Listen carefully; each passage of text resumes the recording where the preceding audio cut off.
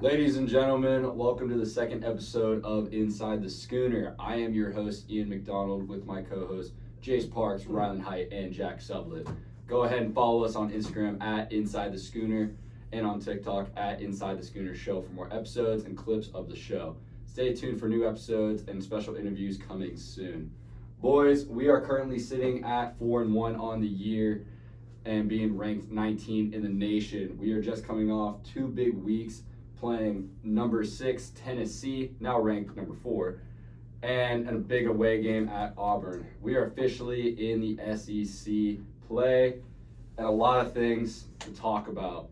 One of the biggest changes to the team has been the newly installed true freshman quarterback, Michael Hawkins Jr., coming into the limelight and taking over for our quarterback, Jackson Arnold. What are y'all's first impressions of him for the first and a half game that we've played, of him starting, and what do you think we can expect for him going forward? He got our first win. That's all we gotta say. I mean, true freshman back there. He kind of reminds me of Kyler Murray. I can see the same thing. Yeah. Hasn't he been with Kyler Murray all summer? Yeah. Practicing with Training with him all summer. Like, even if you didn't know that, he looks exactly like him. Oh, identical. He does, yeah. I think his arm talent is, I mean, we saw that on the throw To in JJ. the throw to JJ. Surprised me a little bit, because I knew he could throw, but, I mean, that was great. Obviously, he can use his legs. A little more dynamic than Jackson, even though he can use his legs too, but I thought Hawkins looked really good, especially in that Auburn game. He looked pretty poised, and that's something that we need out of our quarterback right now, because Jackson kind of looked shaky against Tennessee, a little scared, and that's understandable, but I've really liked what I've seen out of Hawkins so far. You kind of mentioned how he has been training with Lamar Jackson in the summer. He actually kind of reminds me of Kyler Murray, my fault. I'm rambling. Practicing with Kyler Murray, but he does kind of remind me of like a young Lamar Jackson in his freshman, sophomore year at Louisville when he was there. One thing I would really like to see from him going forward would be his pocket presence. I want to see him stand in the pocket and make bigger throws. I feel like he, after like his first option is kind of isn't there. He likes to scramble a lot, which isn't bad because, as you saw, our first score against Auburn, he ran like 60, 70 yards. Yeah. I mean, the dude is fast as heck, and I would just like to see the arm play come into more. I feel like he can't do that though, just because like the O line's so bad.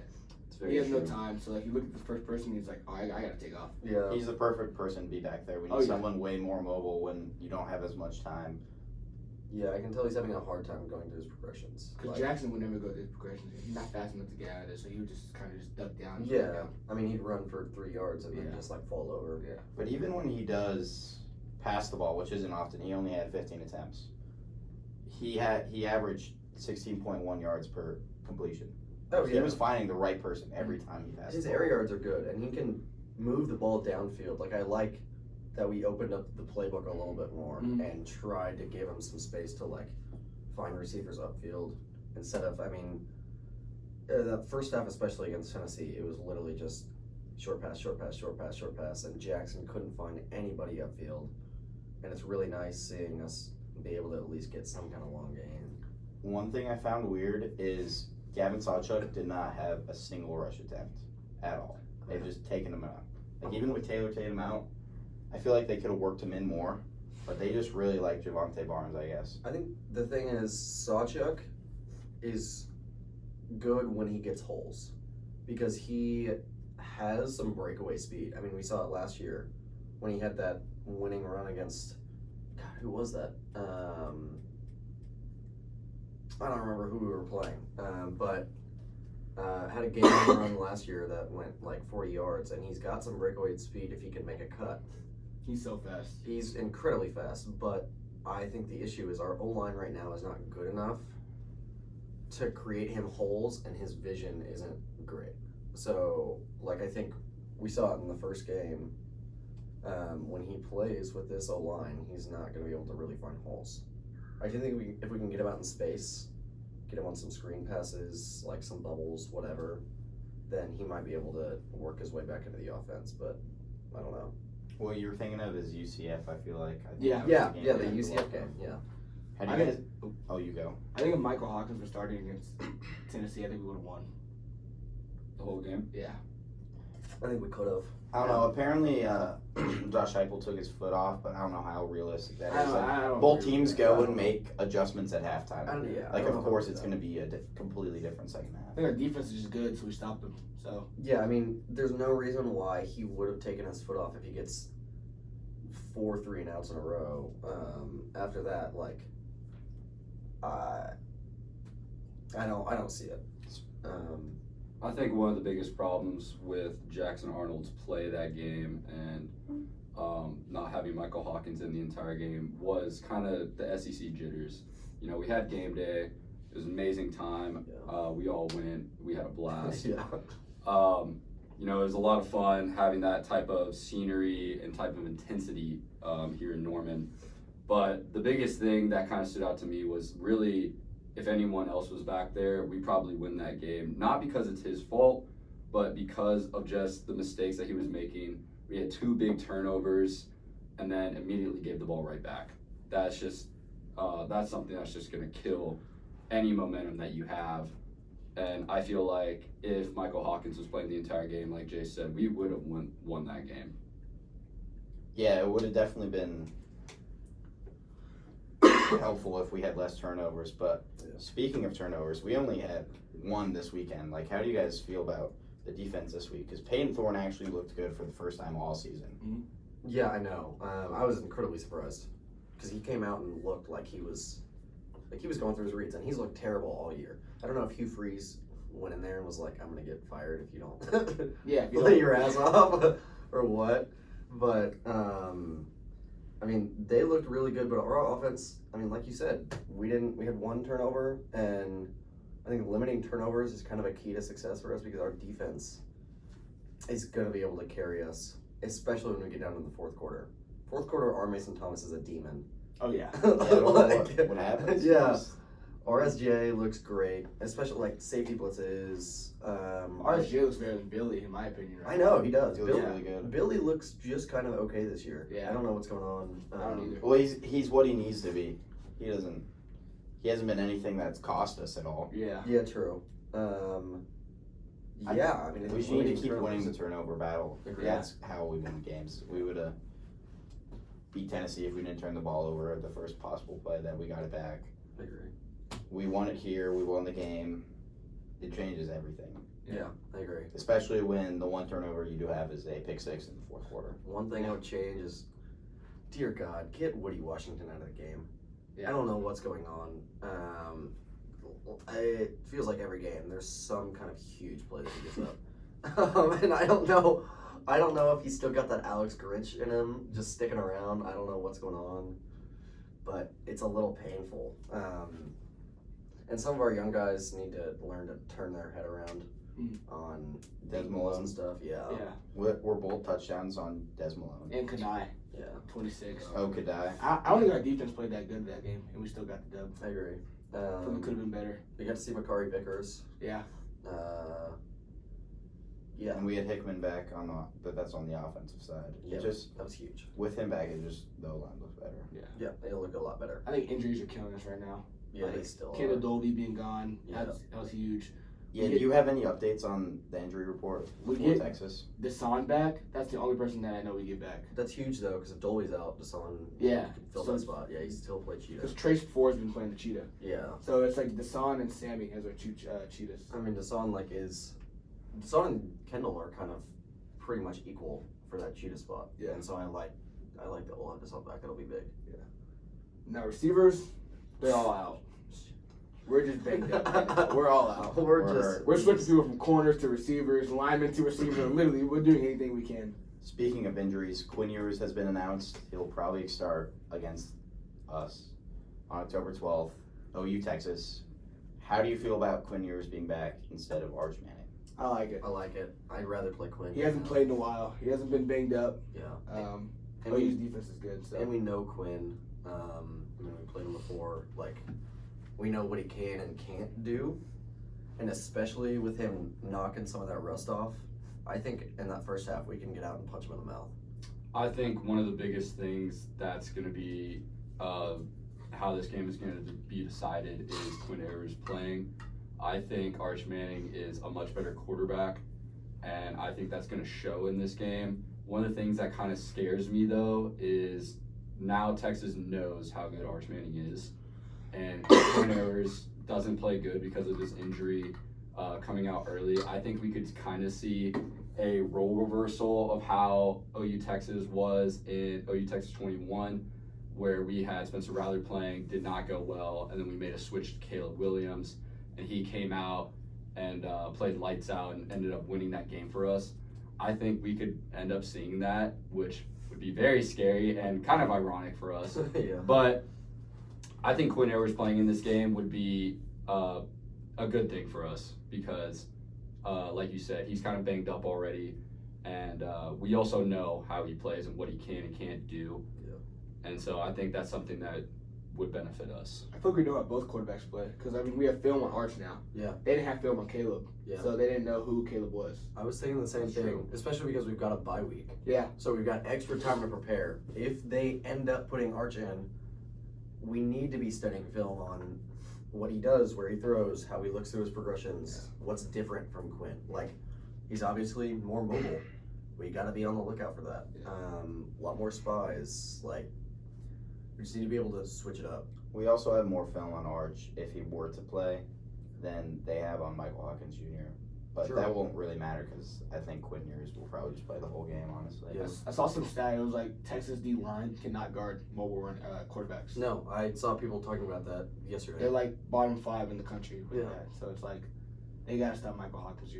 If they don't, they're gonna have a long day. Was Mississippi State's quarterback a running quarterback? I don't think so. I think No, they do not have a Yeah. mobile guy. And this Texas team is like, I saw some stat, they're like bottom 15 in the FBS and blitzes. their defense isn't good. Like, they just don't blitz at all, ever. Mhm. They just like to drop back and play cover 2-man constantly. And their corners are good enough where they can get away with it. But they're not going to be able to get away with it against us because Hawkins can run and use his legs. And if they're going to do that all the time, then they're going to get ran for 200 yards on. They would have to blitz more Yeah. against us. And then when they I blitz feel like they more, will. when Because they- their O-line's not good. So I think they will blitz more against us. and then when they blitz more, that opens up more spots. I just for- hope that I just hope the coaches predict that as well. Because if they don't, we might be screwed. Yeah, I mean, I think our the way we deal with blitz has to get better. Like especially in that Tennessee game, when we were getting blitzed with, especially with Jackson. I mean, it's like panicking every play when you can't just like wait for 10 seconds to throw the ball. Which I mean, I get because Tennessee's defense, especially their D line, is nasty, but still, like you've got to be able to just hang in there and throw some kind of quick out route or something. And I think, Michael can probably do better at that. How do you guys feel about the play calling this weekend? I think it was better. Yeah, It got better towards the end of the game. Like the fourth quarter, the play calling was perfect. But Yeah. the first half was just bland, just like always. I agree. We just need to get more people involved. Like, we had 4 people who had a reception and 1 running back who had a rush attempt, other than Michael Hawkins, obviously. Yeah. I really like the quarterback runs. I do too. We do a lot of them. I think we need to keep that up, but we need to be throwing to more people. Obviously, we're so injured. It can't really happen, but You know what I'm sick of? Running inside zone 20 times a game. and not working. It's Yeah. not working. We get like a yard, if that. It frustrates me so much because we have, like, Javonte is a guy that if you bounce it out to the outside, He's quick enough to get out there. yeah, he's quick and he is big enough where he can bounce off a tackler or two. He got blown up by that Tennessee I know. linebacker. Dude, Yeah. that was hilarious. It was a late hit too. If It you was. look at Oh, it, it he definitely stepped out was, like yeah. 4 yards before that hit. Yeah. I saw some TikTok. They were like, "Welcome to the SEC." Yeah, I saw that And just too. a blatant late hit. Yeah. Speaking of big hits, did y'all see the Auburn cheerleader take out one of our players? Yeah, it was before the McCorry game? Vickers. Yeah. That was crazy. That was wild. If you didn't see the clip, I'm gonna break it down real quick. Cheerleader, our team was running out, and a cheerleader was doing a bunch of backflips, and obviously you can't really stop when you're getting that motion. and one of our players just did not see her and got completely wiped by this girl. It was her fault. It was her fault fault. by a mile. Why are they doing backflips in the middle of It kind of said a lot about how our team was right. And it was like, wow, we just came off this bearing defeat, and then we got cheerleaders wiping out our boys. We're just really bad at coming out of the tunnel. Yeah, I guess so. BB Yeah. falls. Yeah, I which is, mean- I don't know what's happening. Maybe we need to coordinate that a little bit better next time. Yeah, I don't Can we get know. a I know tunnel coordinator? the Tulane game when I was sitting over by the tunnel, they had the banner backwards for like 30 seconds before they ran out of the tunnel, and they barely got it up. It did not look good. It was not a good look. How do you guys feel about Seth Littrell? Oh, We kind of briefly talked about it, but I don't know. I mean, I like some of what I saw in the second half, but I think the play calling is really mild and conservative, and it kind of bugs me a little bit because Levy was the same way a little bit, but Levy's offense at least worked. Like when it worked, it really worked. Mhm. And we saw Dylan put up 50 points last year. And I think with Littrell, we probably all heard the stories about, he has to run the offense that Jackson wants or else he was going to transfer. I don't know how true that is or not. But I think if Littrell wants to win more games, he's got to open up that air raid offense. And Hawkins can definitely execute it because the more guys we get downfield, the more running lanes it opens for Michael. And it just I don't know, I'd like to see us really open it up more. With a true freshman quarterback too, you gotta kind of play to his liking. Yeah. And I think as he grows, the play calling will grow as well. Yeah. And open up more. But right now, I guess you do have to kind of play a little conservative, get him a feel for the game first. Yeah, I'm just sick of the tight end screens. I don't know if Seth Littrell will be here next year. I agree. I think this might be his only year here. I don't think it goes past this year. After this year, people are calling for his head right now, so it's like. I mean, I think if he can turn it around, then obviously he'll keep his job. But right now we're putting up 28 points against Auburn. That's just not acceptable. Like we're putting up 14 points against Houston. I think we do need to see a big turnaround from him because of going into the SEC, and we are a program that demands excellence at all times. Absolutely. Especially on offense, like. Yeah. We're known for offense, but we have BV now, so that's a little different identity. But what I was kind of going to was, we are a team that we can find someone to replace you. Yeah. We are an attractive program to come to. This is Oklahoma. Like, people are going to want to come here for the brand. So I feel like if Seth Littrell does not turn it around, he will be gone after this year, sadly. But I think he will turn it around because of that aspect and kind of knowing that he's in the hot seat. And it'll be very telling with kind of the schedule we have coming up. Yeah. I mean, like, this isn't North Carolina. We don't have to go hire an 80-year-old Mac Brown to coach us. Like, we can get guys in here that want to come to Norman. Like, this is one of the football meccas of, like, Blue bloods. Yeah, like, Yeah. we are a blue blood. It's not hard for us to find somebody. So I like the fact that we're getting kind of rid of the RPOs. Because just we can't execute them. Like, we're getting blown up on every RPO. But We never had a quarterback coach until today, actually. Yeah. Breaking news, OU just hired Graham Harrell as their quarterbacks coach on a 4-year deal, $2.5 million, after leaving Purdue. I mean, Seth Littrell wasn't a quarterback coach. He was just the OC. So we had an analyst coaching Jackson and Mike. So what do we think is going to change because of that? more passes. I think better reads. Yeah. Like, better going through our progressions more. I mean, both guys that we've seen play have kind of been one-read quarterbacks so far. I can agree with that. But oh my gosh, that deal, $2.5 million. Yeah, I would take that. We're throwing out bags, quarterback coaches. Texas Tech. See, I legend mean, we're Graham not Mac Brown. We don't just give out 80-year-old. Harrell. I mean, like, see, just like that. This dude's Yeah. young too. Yeah. I He was mean, at West Virginia, North Texas, USC, I think. he played for the Packers, didn't he? Yeah, I think so too. Yeah. Now all we need is some wide receivers. We have the receivers. We just Jacoby Johnson. need to get in the training room. All I'm gonna say is Jacoby Johnson at OU Texas. Yeah, Watch did out. he play Yeah. any snaps? No, he doesn't know the offense. No, That's fair. He's got. I mean, it was a week, so it's like it's hard to. Was he playing cornerback? But no, he No. just didn't get in the game. He's not playing corner. Yeah, I doubt he plays corner the rest of the He year. traveled. Yeah. I really hope it's not a DJ Graham situation where he switched positions and just never played, and then he just had to transfer because That would suck, actually. Yeah.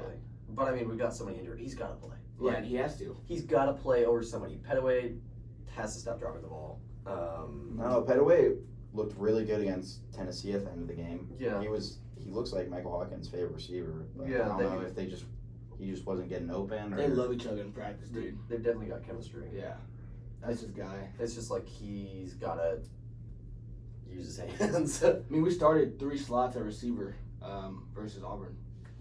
That's great. Yeah, it's not a good thing, but I mean, speed kills, I guess. yeah, it'll work. I mean, I think Bauer Sharp's got to block better.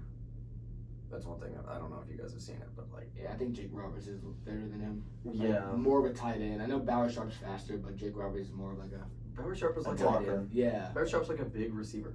yeah. Like he's like, I mean, he's not Travis Kelce, but that's kind of the archetype that he like fits into. He was a quarterback last year. I didn't even know that. Really? Yeah. Where at? Some like JUCO school, and they transferred to a tight end here. Who is our 5-star tight end? Davon Mitchell. Yeah. Is he like? Do we think he's gonna play at all? I know Next year, I think he's gonna be a starter. I think he's gonna be good because I know BV said that he's had some issues. Yeah, his head's not right. I mean, Yeah. this kid, I mean, he said he just turned 18 years old. He was 17, so Young guy. yeah. So he once he gets that mindset where he's like, I want to go out there and ball, then he can do that. Why can Bama do it and not us? Because his head, I mean, dude, that dude's all over the I place. know. Speaking of not playing, one of the biggest stories in college football right now is over at UNLV. Matthew Sluka, quarterback for UNLV, started them off 3-0 and then quits on the team after an NIL dispute. Apparently, one of the coordinators offered him $100,000 to come play at UNLV. He came from Holy Cross, very small school. He ends up quitting after only receiving $3,000 from the coaches and just quits on the team. And they just came off a big win without him. Their running back also quit. We don't know many details about that though, so I'm not going to really go into that. But kind of how the transfer portal and NIL is going right now, how do y'all think this is really going to affect like the future of college football? It's gonna be interesting. Yeah. But I do think I've got kind of a hot take. I think he was right to do what he did. You think Uh, he Yeah, was right? he was promised money and then just like if you weren't getting paid money that you should have been, I'd be or you were pissed. promised to be paid. Yeah. They had another player on the team do the exact same thing. I think So both of the running backs did it. Yeah, their backup or like third string is just transferring because he's not playing. Oh, is that what it is? Yeah. like even with him out, they looked good. Like I actually Yeah. tuned in for the game because it was noteworthy, and they killed Fresno State. They're like not a bad football team either. Even without him, like they beat Houston by more than we did. They Yeah. beat Kansas at Kansas. Are they ranked? Yeah, they're tied number 25 with Texas A&M. Okay. A lot of people were kind of saying how that deal with Sluka and the team was not in ink. It was just over the phone that deal was made. And so a lot of people were saying, oh, UNLV was not in the wrong to do that. Yeah, they're not But- obligated. I think this is kind of going to have a big effect on the college football world and Oklahoma going forward, because a lot of people are going to be promised money on the phone, and if people don't own up to it, they're going to end up leaving. And it kind of just feels like the transfer portal and NIL is kind of just a free agency. The NCAA handled it horribly because for years there weren't allowed to pay players, or players were not allowed to leave for situations like this. And now they've lost all control of it, and I don't see them gaining it back. So I think this is going to have a very big impact on the future of college football and Oklahoma going forward, because some of our guys might have situations like this, or people that want to come here might have situations like that, where we're just not going to be able to get them. So I think it's very interesting to see how it plays out right now. I mean, I think if you're 16 years old and someone tells you you're going to get $100K when you come to college, yeah, I'm going to that school. Yeah. But I do see where it's like, I want to go to a program where I actually want to develop and get better, and I like the coaches. So I feel like it's really interesting in that aspect. I agree. Because I'm taking the $100K. If someone, Every time. I mean, I'm going to I'm taking the money. I didn't even realize you could use your redshirt year after your freshman year. I thought you could only do that your freshman. It's only year. before the first 4 if games. you don't play, you can use your red shirt. Yeah. Really, a year? Yeah, or medical. Okay. Yeah. Yeah, there's no more COVID years, so I mean, Yeah. we'll see how that plays. Because I know Woody Washington's been here for 8 years. Yeah, He graduated high school in 2019. I'm a senior right now, and I graduated in 2021. So Yeah, me That's too. insane. yeah, You know what I want to talk about? Can we stop recruiting from Lee Summit? I agree. Yeah, Please. We're losing so many guys. yeah. And I hate to see it. Because, like, next time I go home, I'm just going to drive over there and be like, what the hell is your problem? Like, why is everybody from Lee Summit decommitting? I don't know what the problem is. Yeah. I don't blame them though. They were probably at the Tennessee game. That's what I was gonna say. I mean, there's a lot of recruits that came to the Tennessee game. Yeah, I that's think just over 75 recruits came and we lost. One of the things that we did talk about on last week's episode was who on the schedule poses the biggest challenge for the Sooners. Looking back and now seeing 2 weeks of more college football, I think one of the things that scares me the most is Bama. Oh my God. yeah. Yeah, Bama just came off a big win against Georgia, beating the brakes off them in the first half, 28-0. Georgia makes a miraculous comeback and then goes up 35-33. And then true freshman receiver Ryan Williams catches a 75-yard bomb and makes a break and kind of shows that he is one of the best players in college football as a true freshman. I mean, this kid's 17 years old. Kid is 17 years Him old, and Jeremiah Smith. playing like that. Crazy. He could It's be in high insane. school. Yeah.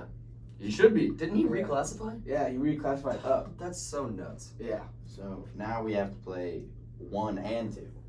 Arguably, Texas could be 1, and we have to play both of them. 1, 2, and Whatever Missouri's going to be at the time. And Ole Miss. Ole Miss isn't is Tennessee not. 3 right now? Tennessee is number No. 4 currently. So we've played 4. We're about to play 2. We play 1. Then we play 6, and then 10. Yeah. Quite the I don't gauntlet think goal. we'll- Yeah. I mean, like I said in episode 1. After watching the Ole Miss game, I changed my answer. They're not our scariest opponent anymore. No, they're not. Yeah, Or- there's that. Well, Bama they is. never were, but I feel like they were the most balanced against us. Them and Mizzou are like it could go 50-50. I'm not And scared now, of obviously, it's neither am I. Looking Yeah. at them, they've looked. that might be a hot take, but I'm not scared of Mizzou. Like, I'm not scared of Ole Miss either. Yeah, Yeah, same. me I neither. think it has to be Bama. I think Ole Miss is a very beatable team. It was obviously just shown with them losing to Kentucky at home. But one of the things that does scare me is Ole Miss is the type of team to, when they lose, they're going to bounce back. They're going to be pissed. It's true. One of the things that was kind of funny to me was how they had players faking injuries against a Kentucky team, which is pretty funny, and they didn't even try to hide it. I did. It's just Jackson like- Dart told their running back to just go down, and the player didn't even try to act like he was hurt. He just fell and then sat there. And I think that's something that should be penalized, but It's just I like- think Ole We Miss. did against Tennessee. OU does it all the time. Yeah, we Yeah, do we it. do We do it in practice, dude. All right, You're all right, tired, all yeah. right. I mean, you gotta do what you gotta We do. do not want to Yeah. be penalized. If you're tired, I mean, just go down. Yeah, but I Yeah. think Ole Miss is going to be a problem going forward, even though they just took a pretty big L to Kentucky. Yeah, I think it really frustrates me that Ole Miss doesn't move down in the AP poll at all Oh, I know. after they lose to Kentucky. But They moved. They're at 12 right now. we Dude, they hate OU. we lose to Tennessee for good reason. Yeah, Yeah, we're true. fraudulent. I I think Texas is fraudulent, though. think Texas might be fraudulent. They haven't played anyone. They played trash Michigan. I think Yeah, Michigan's not Michigan good either. had the same problem we did. They didn't know who their starting quarterback was. I think Tennessee might be the best team in the FBS right now. I don't know. Even we locked them down. I think it's Bama. I think it's Bama, too. It could be. I don't know. It's kind of a toss-up for They me. put up how many points against Georgia? Oh God, I don't know. That game was insane to watch. 38 Yeah, that's right crazy. now. 42, I thought, I right? thought it was Yeah, 42. Yeah. Watching that game live was nuts. Yeah. Like That was sick. such a good That was game. sick. I kind of tuned out after halftime when it was 30-7, and then they just slowly brought it back. But I feel like Georgia is not something to blow over. Like if Carson Beck doesn't turn the ball over 4 times, they probably win that game. Yeah, but Georgia's probably not gonna lose my football game now. Oh no, No, I it's don't just think gonna be Bama versus Georgia again. I think Georgia will go into Austin and beat them. How many SEC teams do you think make it? I think they go 4. I think it could be 5. 5? I think. Hey, that gives OU a shot. Yeah. No, it won't be 5. I think- 5.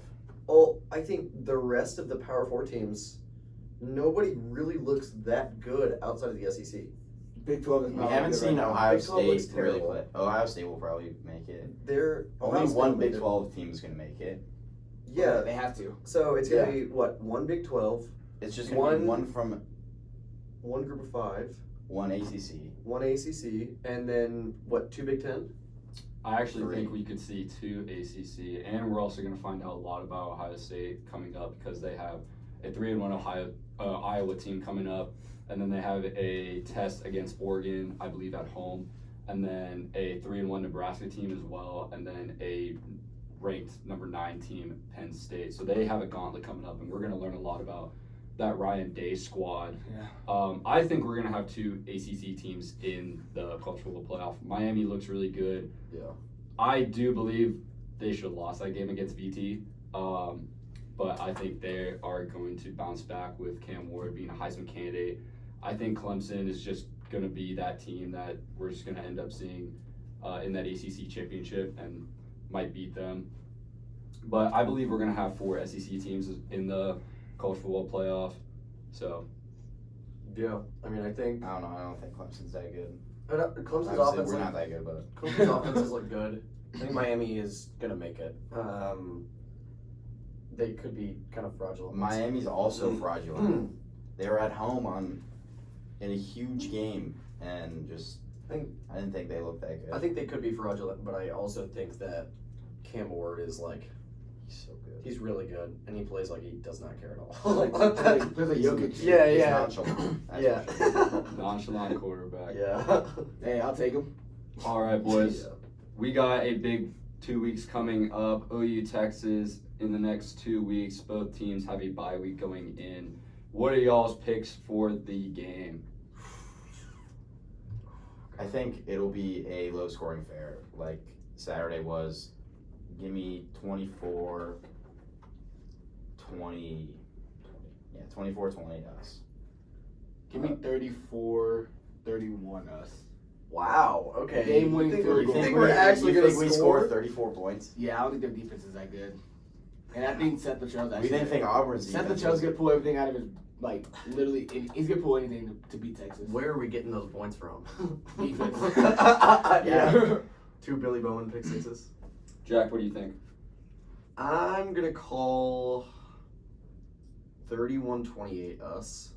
But I think we could live and die by the field goal. You just dogged on him for 31 points. And I then you know, said I know, 3 I know, points I less. know. Hey, it's OU Texas. Anything can happen. Yeah, exactly. that's Yeah, the thing. exactly. Like, you can't expect it to be. If you think it's gonna be a low-scoring game, we're gonna put up 50. Like, you never really know what's gonna happen. I was in the Big 12 when we had an offense and no defense. Now it's backwards. I mean, do we really have an offense with Jeff Levy? I mean, Kind of. That's also We true. did have Cale Williams. that was with Lincoln. Yeah. So we had Yeah. offense. So it's like, I don't know. Yeah. For my pick, I'm going to go 28-24 Sooners. Anything can happen in this game. I think if we get some players back, it will definitely help us. But OU, Texas, in Dallas, anything can happen. I think since we've been at college, we've experienced 2 of one of the best games. I think we're going to get another classic coming here soon. Yep. Thank you all so much for listening on this week's episode of Inside the Schooner. Go make sure to follow us on Instagram at Inside the Schooner and on TikTok at Inside the Schooner Show. We'll be back soon with a very special guest on the next episode. And as always, go Sooners.